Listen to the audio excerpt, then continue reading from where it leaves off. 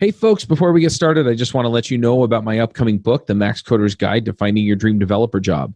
If you're looking for a job or you think you might be looking for a job in the future and you're trying to up your mobility and meet new people and things like that, this book walks you through the whole process.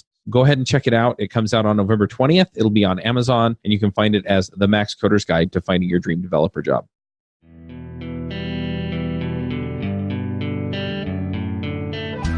Hey, everybody, and welcome to another episode of the Ruby Rogues podcast. This week on our panel, we have Dave Kimura. Hey, everyone. I'm Charles Max Wood from devchat.tv, and this week we're going to be talking about deviating from the Rails core.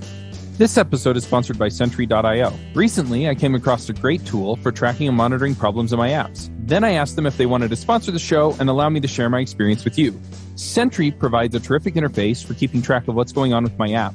It also tracks releases so I can tell if what I deployed makes things better or worse. They give you full stack traces and as much information as possible about the situation when the error occurred to help you track down the errors. Plus, one thing I love, you can customize the context provided by Sentry. So, if you're looking for specific information about the request, you can provide it. It automatically scrubs passwords and secure information, and you can customize the scrubbing as well. Finally, it has a user feedback system built in that you can use to get information from your users. Oh, and I also love that they support open source to the point where they actually open sourced Sentry if you want to self-host it. Use the code devchat at Sentry.io to get 2 months free on Sentry's small plan. That's code devchat at Sentry.io. This is a topic that Dave recommended. I'm kind of wondering, Dave, what are you working on? So I think, first off, and I'll just kind of give this little preface to how I feel. I don't really care for JavaScript frameworks. I think they add complexity, overcomplicate things. I don't care for microservices. I think they add so much complexity.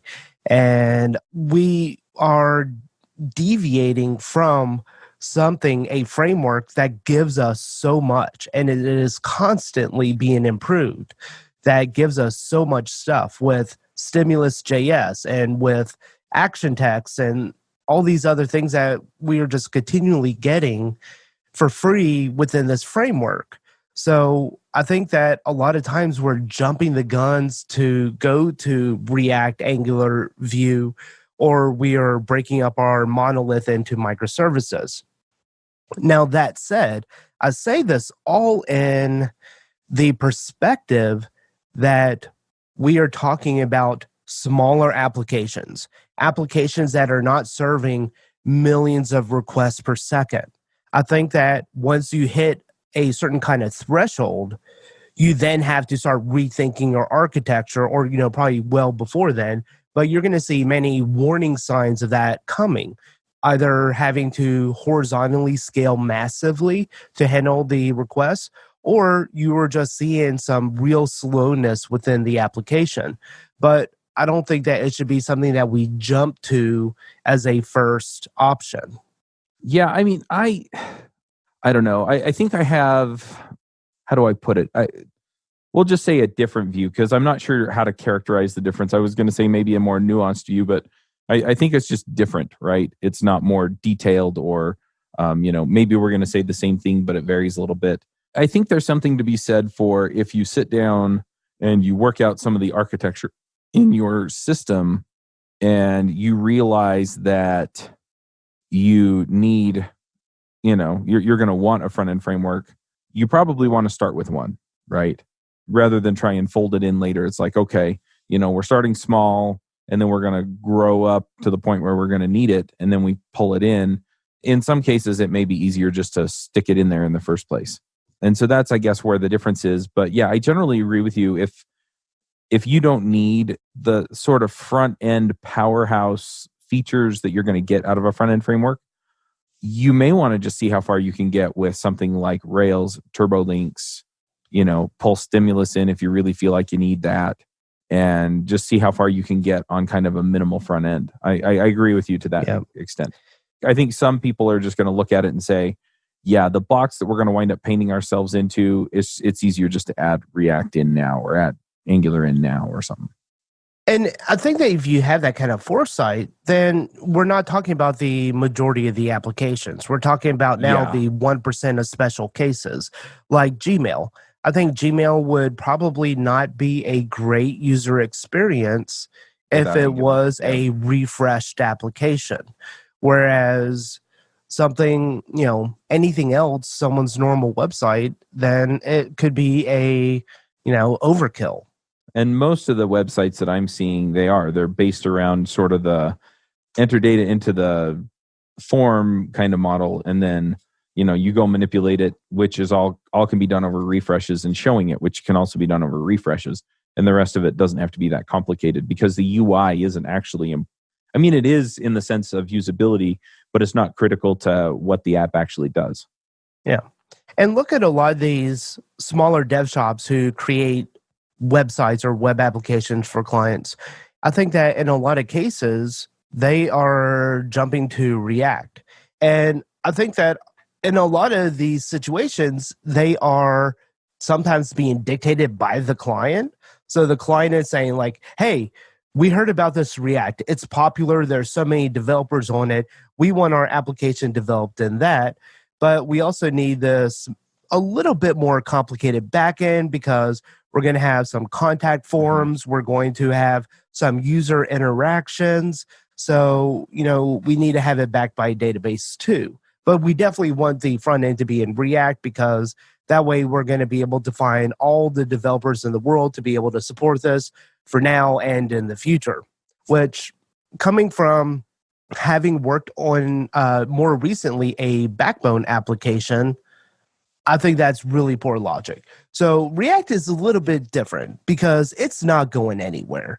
It is backed by a relatively large company, and I think that it has a lot of community support. Backbone, on the other hand, it had a lot of community support, but it wasn't really backed by any big company. And as other frameworks came out and improved on what Backbone had started and was doing, Backbone just kind of got forgotten about. But now you have a framework that not a whole lot of people have intimate knowledge with, and you're having to support it. So not only is your job a bit harder now, had they just stuck to the Rails core, and if they had just followed, added in some JavaScript sprinkles as needed, then they would have been much better off because then this application would be more easily supported. Yeah, I tend to agree. In your case, we're talking about not deviating from the Rails core. Yeah, and again, I'll just kind of plug this. I think that React solves a problem that a lot of companies or some companies may have, and that's great, and I support that. It also solves a problem personally, that a lot of other companies don't have. Yeah, exactly. No, for you personally, I'm curious, where were you going? Maybe I'm just very limited in my scope of what I develop on, but I've never had a situation where if only I were using React, my life would be easier. If only I was using Angular, my life would be easier. Yeah, that's fair. I think there are gradations to this too, right? I mean, if we're talking about deviating, we're mostly talking about on the view layer. Back in the day, the big deviation was putting Haml in, right? Or Slim or something. And now we're getting to the point where it's, we're basically letting the front end framework take over the entire front end. I think there are levels to this as well, right? Where you add nice effects to it, like what Basecamp does with Stimulus, down to it's just HTML and maybe you have a few, not even through Stimulus, but just a few DOM manipulation things that you just kind of stick in there with, straight up JavaScript APIs. I'm a little curious to see, how far down this road you wind up going then. Do you pull in a library like Stimulus or jQuery, or do you not even pull that in? So I think that jQuery is a lot more invasive than Stimulus. So yes, there definitely has to be a distinction there. If I were to pull in jQuery into my application and use it all over the place, then I have significantly tied my application's dependencies with jQuery. Stimulus, on the other hand, is very isolated. You have some HTML markup through element attributes that you're adding in.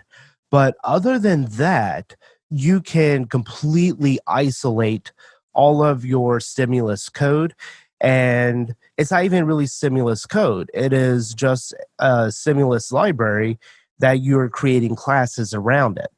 And from there, it just kind of works. So you're going to still be able to reuse probably a lot of that code within these classes or controllers, as Simulus calls them. And you're going to be able to then migrate to something else down the road if you want without too much rework. But, I think jQuery kind of got the shaft on this because I really like jQuery. It made DOM selecting so easy. Even today with ES6 and everything else, DOM selection, there's more documentation around how to do it and examples, and you can just kind of copy and paste from there, but still just not as simple as what jQuery was. So I do miss some aspects of jQuery, and the DOM element selection is definitely one of them. Yeah, I mean, I remember pre-jQuery, and you could try and use prototype, which was better than what was there before it.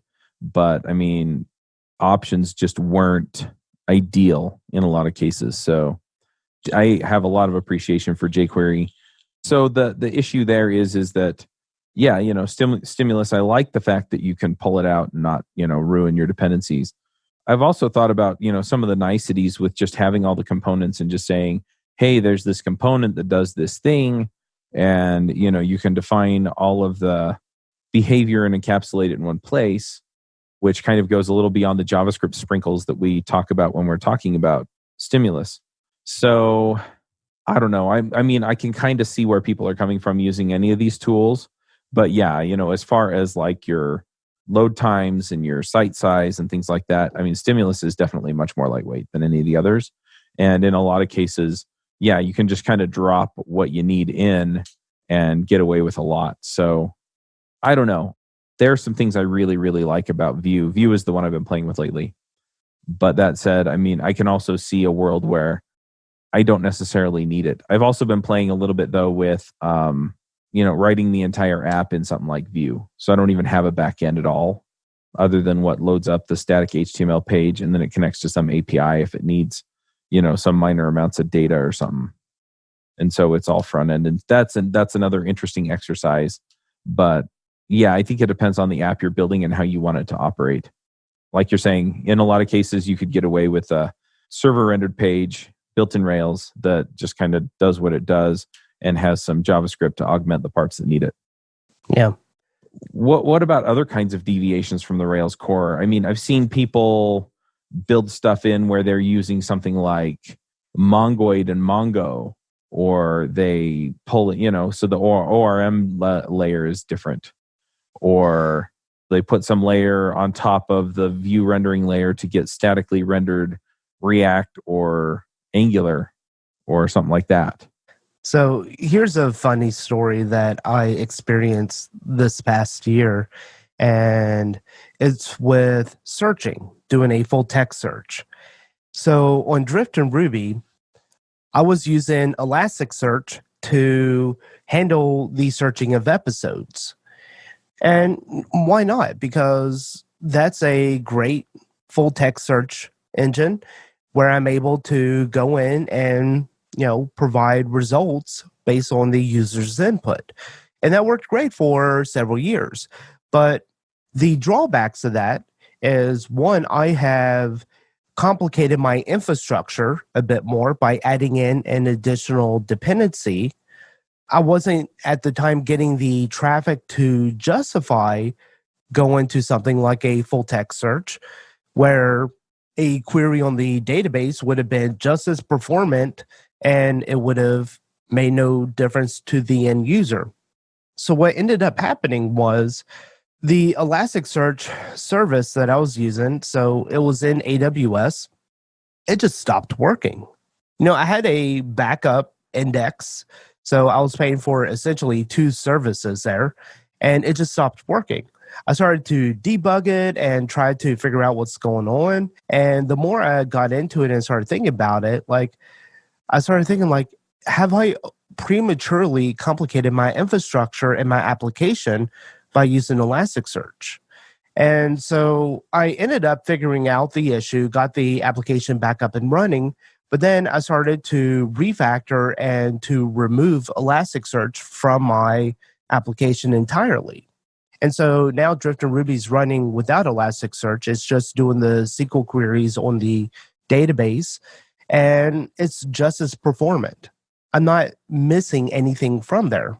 So by deviating from the Rails core of just using the existing ORM active record to do my queries and searches, I was not only spending more money, I was complicating my infrastructure, and I was adding essentially a level of technical debt where I then had to spend man hours to try and resolve issues that was caused by this decision.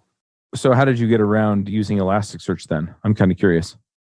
So I was basically just doing queries. So on Drifter Ruby, it really keys off of just a few different fields when doing the search, because it's just a one text box where you type in a few keywords that you want to find an episode on, and it's going to search the title, the description, and the tags. And between those three things, I just created a query that would search them and prioritize based on which one was finding the hit. And luckily, I had extracted out all of my searches and the queries, so I didn't even put them in the model as a scope or anything like that. I created a episode search class a few years ago, and that episode search class then would call a method. That method would then do the Elasticsearch, and then it would return the active record relation results. So I only had to go into these search classes that I had created originally to then just modify that one little bit of line of code and then remove search kick from my application, and then just the little sprinkles of search kick throughout within the models and that kind of stuff. So it was actually a very minimal effort to remove it from my application, because at least I did have the foresight of extracting away the code to a point to its own responsibility, essentially. That makes sense. I was asking for two reasons. One was, okay, how did you simplify? And the other one was, I kind of need that for dev chat. So I was trying to find the best way to figure that out. So yeah, that makes sense. So is there some approach you're taking to this now as far as, maintaining the solution you have that you feel like is going to work out for you, or, so that you don't have all the technical debt? I mean, I'm not saying this well, but it seems like, you found a simplified solution, but it's still not kind of a core Rails solution, right? Well, I think when I say deviating from the Rails core, I don't really mean talking about the structure of my application. Okay. I think that we do need to follow, quote, best practices in programming. So don't throw everything in a controller, don't throw everything in a model, separate responsibilities. So I think from that instance, creating a separate folder within your Rails application, like a search folder or whatever else, DHH would put it all in the models. He would create a episode search model within the models folder. And, that's just his way of doing it. It's a class, so it goes there. I really don't like doing that, because I kind of like keeping my model folder for things that are actually touching the database. And then I like having separate folders for other kind of plain old Ruby objects that are separating or removing multiple responsibilities from a controller or model into its own class. Right. So how do you feel about some of the other deviations, like, using MongoDB and Mongoid, or some of the other ORMs that are out there? I think, what's the one from ROM? There's SQL. Yeah. Or SQL. Yeah. I don't know how it's pronounced. I think it's SQL, but it's spelled out SEQUEL. Yeah. So I think that they have their own advantages if we're not talking about a Rails framework. So those are not Ruby on Rails specific.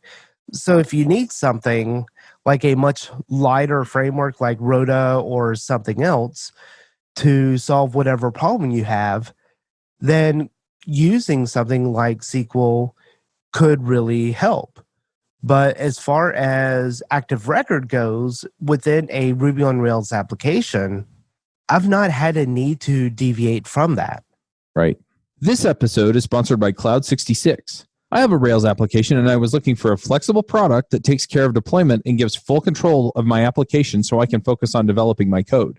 I came across Cloud66 for Rails, which deploys your Rails application onto any cloud or server. At first, I thought it's like Capistrano, but then I realized it's way more than just deployment and gets you to scale servers, replicate and back up databases, protect your servers with firewalls, and much more. It acts as your in-house DevOps team to build, deploy, and maintain your Rails applications. It's really developer-friendly, and no wonder that companies like Baremetrics, Glossy's, Career Builder, Discovery Channel, and many development agencies and I are using Cloud66. You can try Cloud66 Rails for free and get $100 free credits with the code RubyRogues-19. That's RubyRogues-19 at cloud66.com. The only thing that I've seen that really made me deviate from it at all, so I've used SQL in like Sinatra apps, or what's the other framework I've used? Cuba? Yeah, so I've used it over there in those, right? But for relational databases, I've always just used Active Record because it works fine. It kind of plays nice with everything else in Rails, and so I don't have to worry about it. But I have set up a couple apps on MongoDB, and really what it boiled down to was it just gave me a little bit more flexibility with my schema and, kind of kept things in line, where I could drop fields out without necessarily having to specify them ahead of time, or if I thought that I might get another field that I might have to throw in at this point or that point, I wouldn't have to go and migrate into my database.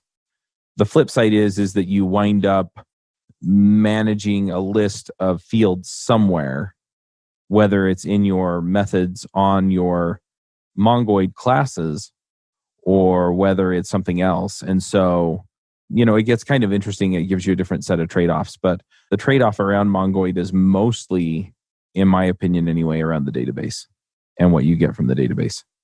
And so, do you have practical examples of what you were getting that you would not get from Postgres or MySQL? Mostly it was just the schema flexibility. Okay. It also, I found that it translated a little more directly with JSON because Mongo uses a binary JSON format, or it did when I was using it last. And so it was minor things like that just aligned better with how people were using the application that I was building. But it was also mostly a thought experiment. I didn't have, there wasn't something that Mongo gave me that the relational database didn't that I absolutely needed. So Postgres and from MySQL 5.7 and later, they support the JSON data type. Yeah, they do. So, and you can put extra fields in there and you don't have to specify them in your schema either. Yeah.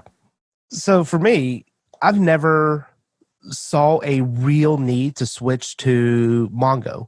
At one point I did, and actually more recently I thought that it might be a solution for me because I believe, and correct me if I'm wrong, Mongo can be more performant than Postgres or MySQL because it is not a relational database. It can be. From what I understand, it depends a lot on how your data is structured and how you what patterns you use to read and write to it, right? So if you're read heavy or write heavy in specific ways, and I am not an expert in this, so I don't remember the exact details, but that's what I've kind of come to understand is under certain circumstances it is, and under other circumstances it's not. The other advantage that I've heard about for MongoDB is that, so with Postgres, if you want to set up like a set of databases, so master or master slave, it's a little trickier than it is to set up distributed or sharding with MongoDB. But if you need heavy sharding or something like that, you're better off going with Cassandra or something like that because it's actually made for that. Yeah, so when I was working on Pingverse initially, one of the fears I had was that the data would start getting enormous. Right. So essentially, Pingverse is a uptime monitoring solution. So it's going to ping your website every minute of every hour of every day of every year. So one website pinging every minute, you're talking about adding hundreds of thousands of records to your database every year. And that's not a lot. But what if you have 10 sites or 100 sites running? Right. So I initially, in my CSRB, created a bulk import, which would generate millions of records. So I was doing all my testing off of a database table, which had over 250 million records. And by doing that, I was not only able to quickly see any kind of slowness in my queries, but I was also able to make the application performant just using regular caching and active record without reaching for anything else. And so with over 200 million records on a single table, I'm able to query that in about 50 milliseconds. And for the general purpose of this application, even at larger scale, that's sufficient for me. Yeah, that makes sense. So I think that goes back to something that we have said multiple times on this show. And in this context, I'm saying before you go reaching for a different tool to make your application faster, look at yourself first, because chances are your application is slow because you made it slow. That's not what people want to hear. In every case that my application was acting slowly, it's because of a decision I've made. Yeah, it's true for you. I'm just kidding. It's generally true in my case too, right? Where, yeah, I made a decision and all of a sudden I have an N+1 query that's pulling thousands of records and it slows down. Or I'm grabbing all the fields instead of just the fields I need. Or I'm doing some kind of major munging to get it all formatted into JSON or something like that. And there's a simpler way to do it. And so it's usually my fault. And I've usually made a decision that is forcing me down that path. So I agree with you there. Yeah, and I think just not having proper indexes and stuff on your database table as well, that significantly can impact performance, or creating additional fields which just aren't needed. Yeah. So you're tracking something in a huge table that you don't really need to track within there. You can have it off in a separate table. Let's say categories, for example. If you're tracking what categories a certain record belongs to, instead of just embedding everything within this one table, you might be better off separating that relationship over to a different table. Yep. One other question I have is the default testing library for Rails still MiniTest? And do you use MiniTest? So this is fun. Are you deviating? Are you a deviant? Because I am. Hands down love RSpec. Yes, I prefer RSpec over everything else. However, in the past year, every application I have written without RSpec. I've used MiniTest because that's what's included in the Rails core. And so that's what I stick with.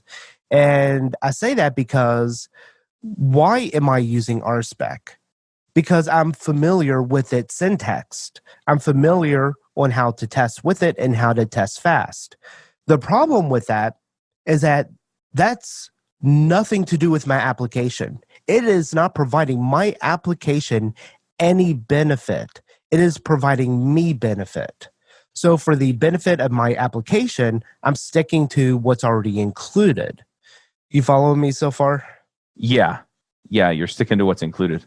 So unfortunately, but fortunately, I stopped using RSpec in new applications. I'm not going to go back and rewrite old applications, which already have pretty good test coverage that's using RSpec with MiniTest. I don't see that effort is really producing any fruit. But where this really all kind of came about was when I started making some new applications, when Rails 6 was in beta, there were issues with RSpec not fully supporting Rails 6 yet. And so now we have this gem dependency of a testing library, so nothing to do with the actual business logic or function of my application. but just a development dependency, really, that's keeping me from making progress. So that's when I thought, like, okay, you know what? I love RSpec. It is my favorite test framework. However, it's hindering me from being able to do my job. Yep. That's interesting. I've been learning Vue because I've had to, jump back on the Views on Vue podcast. And so I've been spending most of my time over there and just haven't had a chance to play much with Rails 6 yet. So I hadn't pulled anything up or tried to, run any tests on it or anything using RSpec. So I didn't even realize that was an issue. And I think a lot of the gyms that are well maintained and have a large community backing will get updated pretty quickly. Yeah. And there's a few things that are not included in the Rails core. And I say not included, I say this kind of loosely. And specifically, I'm thinking of the devise gem.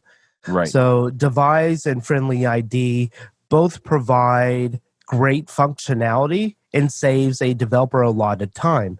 It's something that's reused in multiple applications, so it deserves to be its own gem.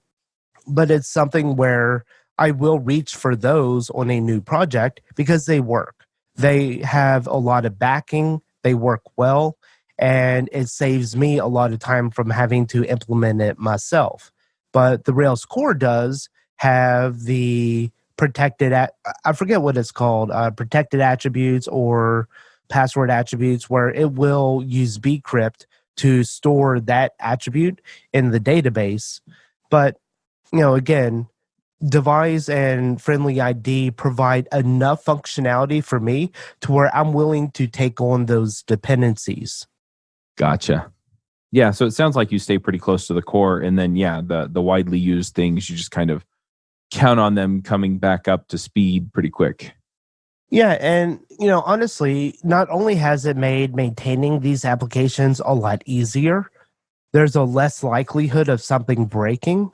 So I will pretty much be very liberal in doing my bundle updates. Mm-hmm. So on a lot of my recent applications, I'll do a bundle update and I'll have a fairly good confidence that things are still working. I still do my due diligence and test the application. I run my test suite. I run any kind of security tests to make sure that things are still good there. However, I have a lot more confidence in my bundle updates simply because my bundle updates are outside of what is provided in a brand new Rails application is probably 5 to 10 gems at most. Really? Yeah.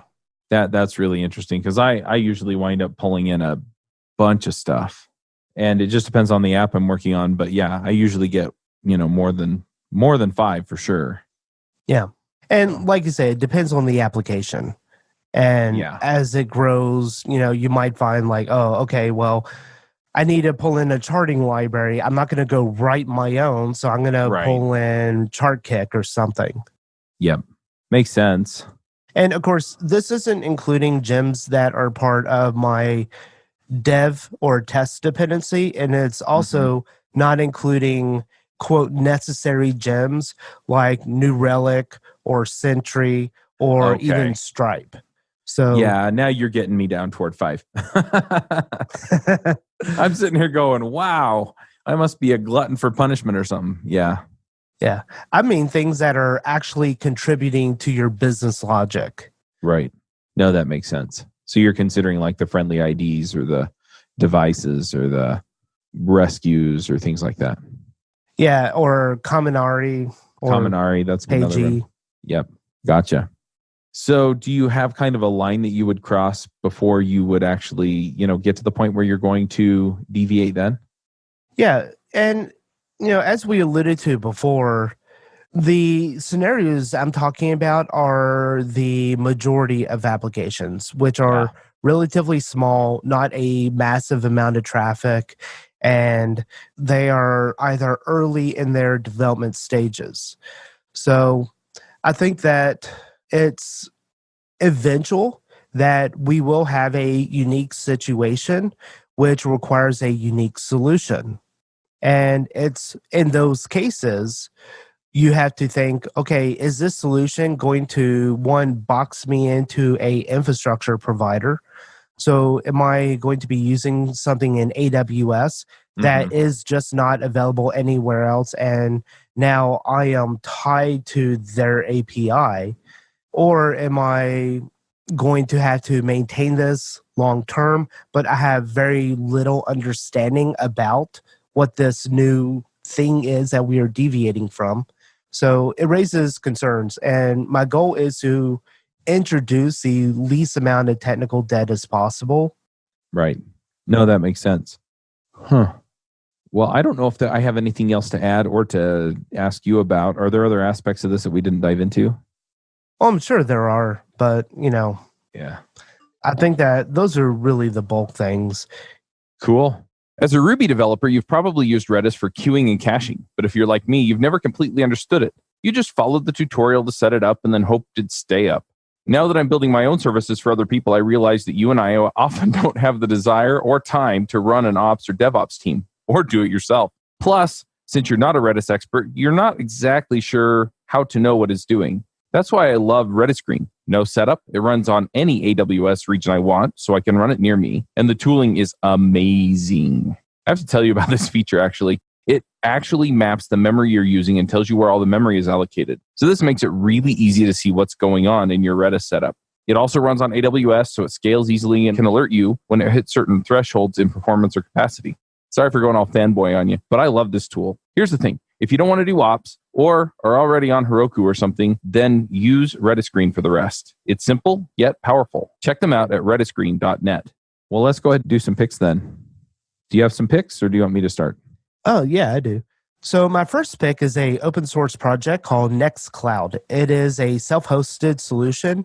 And think of it like a Google Drive with Google Docs and spreadsheets and stuff, but you can all self-host it. And one thing that I absolutely love about Nextcloud is that they also have a site called scan.nextcloud.com, where once you stand up your own environment on your own servers or your own virtual machine, wherever, this scan.nextcloud.com will actually scan your environment to make sure it's secure. And I think that's something that we just don't have in the community of open source software. Is I have this product, or this product that I found is awesome, it's amazing, and I want to host it myself on my own servers, but I want to make sure it's secure. So these open source projects aren't taking the step to ensure that their application is secure within your environment. Instead, they just say, yeah, it's open source, use it freely. But Nextcloud does take that step, and I think it is awesome. And the other one is I take a lot of pictures of my kids, and one of the things that I used to do a lot of photography back in the day, and a lot of I did weddings and stuff. But one of the things that I have missed from my DSLR days and film days is having a really good camera with lenses that are vibration stable and stuff. Mm-hmm. So I do everything with my smartphone now because I'm not going to whip out a $1,000 SLR in front of kids who are throwing Play-Doh around. So yeah, and I say Play-Doh nicely. It's usually not Play-Doh. It's usually their crap or something. Right. So I picked up the DJI Osmo 3. It is their newest version. It was just released a month or two ago. And I've never had a stabilizer on a phone before, but this thing is really cool. I'd say it's relatively affordable. It's about $120, but it will really stabilize your videos, and it does a facial following. So it'll recognize the face and it'll follow the face and stuff. So you can actually take some really quality videos with your camera or with your phone. Nice. All right, I'm going to throw out a couple of picks as well. The first one, I'm not going to be long-winded on this one. It is my book. It's coming out on November 20th, The Max Coder's Guide to Finding Your Dream Developer Job. So if you're looking for a job, or you're thinking about moving, or you're worried about having some kind of stability to be able to fall back onto another job, then go check it out. It'll be on Amazon. It's self-published, so you can just go pick it up there. Another thing that I'm putting together is I'm using buymeacoffee.com and setting up kind of tip jars. It's a little bit like Patreon, except a whole lot simpler. And so I'll have a link to that in the show notes as well. I'm setting those up today. Then I have 2 Christmas movies that I'm picking on the different shows. And I'm probably just going to pick Christmas movies for the next few weeks, since these episodes are going to be coming out, in the season between now and Christmas. So the first 2 that I'm going to pick, both of these have James Stewart in them. The first one is It's a Wonderful Life. I think that one is one that most people have seen here in the US if you watch Christmas movies around Christmas. It was made in 1946, I want to say, and has James Stewart and Donna Reed, and it is a fabulous movie. So yeah, I'm not going to say much more about that because I figure most people know what it is. And if you don't, go watch it. Kind of has a nostalgic feel for me. We used to watch it every year with my dad. And last Christmas was the first Christmas without my dad. So it has a little bit more of that feel, right? That nostalgic feel. The other pick that I have is, like I said, another Christmas movie with James Stewart in it. This is going to be the newest one I'm going to pick, or the most recent movie I'm going to pick. It was released in 1980. So that gives you an idea. I think most of the rest of the movies that I'm going to pick were made in either the 50s or the 40s. But there are a ton of terrific Christmas movies out there. There are a bunch that were made later than that are classic, I think, in some way. But these ones just, I don't know what it is, but there's just something about them. But this one from the 1980s is called Mr. Kruger's Christmas. And it's about this older man who's a custodian in a building. They're not really specific about where it is. But yeah, he's kind of, he's trying to get that Christmas feeling, right?